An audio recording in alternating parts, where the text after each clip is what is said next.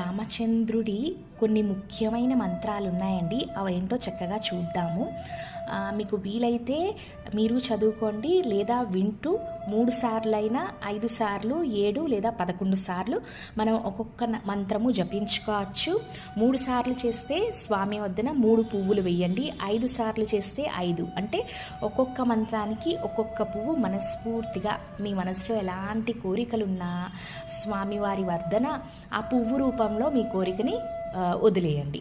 ముందుగా మనము రామ మూల మంత్రము చూద్దామండి.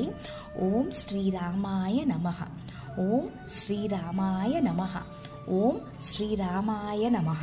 చక్కగా 3 సార్లు చదివానండి. మీరు 3 పువ్వులతో లేదా 11 సార్లు అయితే 11 పువ్వులతో స్వామి పటం వద్దకి వదిలేయండి. ఇప్పుడు మనము రామ గాయత్రి మంత్రం చూద్దామండి. ఓం దశరథాయ విద్మహే సీతావల్లభాయ ధీమహి తన్నో రామ ప్రచోదయాత్. ఓం దశరథాయ విద్మహే సీతావల్లభాయ ధీమహి తన్నో రామ ప్రచోదయాత్. ఓం దశరథాయ విద్మహే సీతావల్లభాయ ధీమహి తన్నో రామ ప్రచోదయాత్. ఇప్పుడు మనము రామ తారక మంత్రం చూద్దామండి. శ్రీరామ జయ రామ జయ జయ రామ, శ్రీరామ జయ రామ జయ జయ రామ, శ్రీరామ జయ రామ జయ జయ రామ. చక్కగా మనం 3 మంత్రాలు పూర్తి చేసుకున్నామండి. ఇప్పుడు కోదండ రామ మంత్రం చూద్దామండి. శ్రీరామ జయ రామ కోదండ రామ, శ్రీరామ జయ రామ కోదండ రామ, శ్రీరామ జయ రామ కోదండ రామ.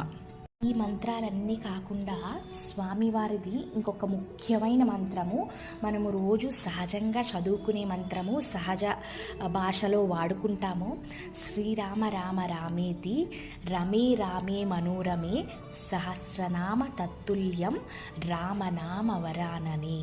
శ్రీరామ రామ రామేతి రమే రామే మనోరమే సహస్రనామ తత్తుల్యం రామనామ వరాననే. చక్కగా 3 సార్లు చదువుకుంటే విష్ణు సహస్రనామం చదివినంత ఫలితం కలుగుతుందంటండి.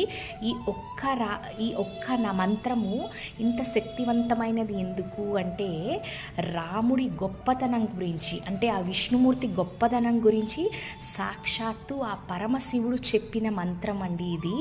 ఎవరైతే ఈ మంత్రాన్ని 3 సార్లు జపిస్తారో వాళ్ళు విష్ణు సహస్రనామం మొత్తం పారాయణం చేసిన లెక్క అని ఆ శివయ్యే సాక్షాత్తు తెలిపారండి.